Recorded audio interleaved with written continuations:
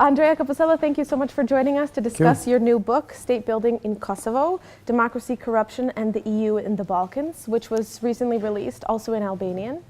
Thank you so much. In fact, the book was written having always a possible Kosovo reader in mind, so I'm delighted it is available here. So you said that at any given year there were some 10,000 internationals in Kosovo. More or less. And you were one of them. Now you are living permanently in Milan, but still watching the region, of course. Most of those people stopped paying attention. Why do you care? Why do you continue to remain involved? I remained involved, at least, for interest, because, it was also a quarrel with myself. I was being often fooled by the things I was being told while I was here, especially initially by these diplomats and high officials and government officials. I often believed them. They were telling me, yes, now we want to do proper governance for these companies. I took their words at face value. I was being very silly and very naive. I realized now that 7 years of compromise and appeasement, also by the missions of the European Union here, led to such a symbiotic relationship with the domestic political elite that not even on such a fundamental issues as not intimidating journalists, the EU could, if you like, put its actions where its statements are. So EULEX is currently renegotiating the extension, or negotiating the extension of its mandate. If you were in charge, what would you do? Send them home immediately. They have damaged Kosovo throughout these 6 or 7 years. The report by Jacquet a year ago reached conclusions which are the same as those in my book. The mission, well, he does not say that the mission damaged Kosovo, which I say, but he says the mission didn't do well, and it should be either deeply reformed or withdrawn. The mission now is really damaging both Kosovo and indirectly also the interests of the European Union.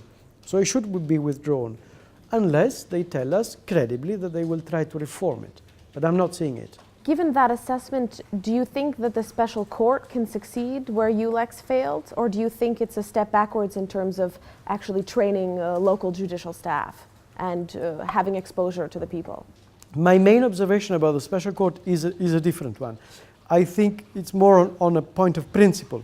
The special court is something which one can kind of technically qualified as an extraordinary court. This is a court established ex post to try some well-known facts and to try a group of people, we don't know exactly whom, but a group of people who have already been identified.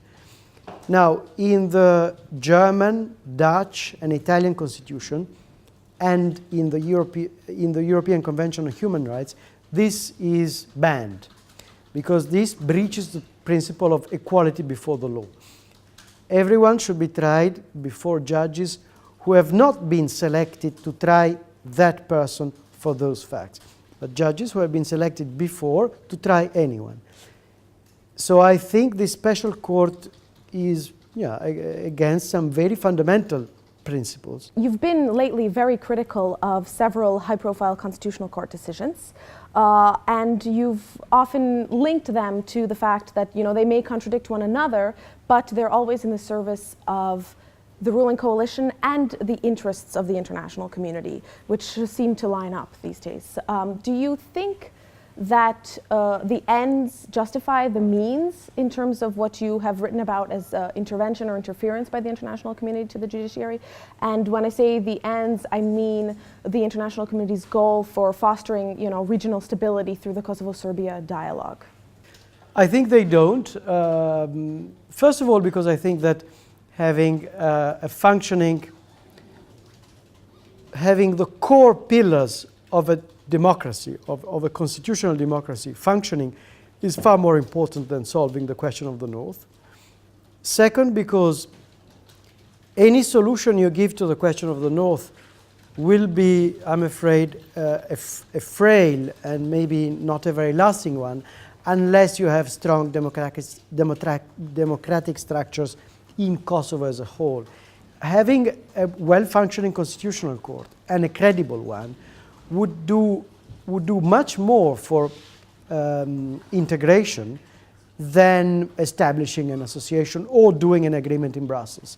How do you square your regular criticism of the Constitutional Court, which is now the highest court that any Kosovar can appeal to because they're not a member of the Council of Europe, with all of your calls for respect for the rule of law, judicial independence, all of that? My point is that if it is true, as I believe it is, that the Constitutional Court is not a judicial organ, it is a political organ. In fact, it is a political instrument which is being used by the political elite in order to obtain from them things that they cannot do or they are not willing to do on their own. Whenever there is something they feel they have to do or they want to do, but which is likely to be unpopular or controversial, they ask the court to give them a judgment, forcing them to do what they already want to do. Then they use the court to interfere with the political game. Between the elections of 2014 and the formation of this government, there were two crucial decisions by the Constitutional Court which interfered very heavily in the dialectic between two contending coalitions to form a government. If you have a court of this kind, I think it is necessary to expose it as a political instrument.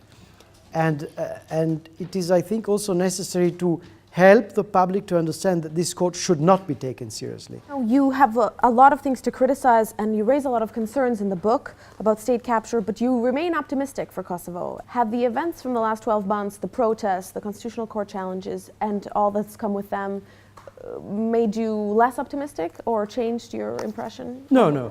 The protests of the last period did not make me particularly more optimistic because I think they were a bit, for my maybe distorted taste, but they were a bit too focused on issues which I don't consider so fundamental as the organizers of these protests for the future of Kosovo. Questions of sovereignty in respect of the North and so on. I think I would give greater prominence to, simple rule of law and political accountability issues, which, if solved, would also solve the sovereignty and maybe also the North question. Thank you very much for joining us in our newsroom, Mr. Capussela. Thank you.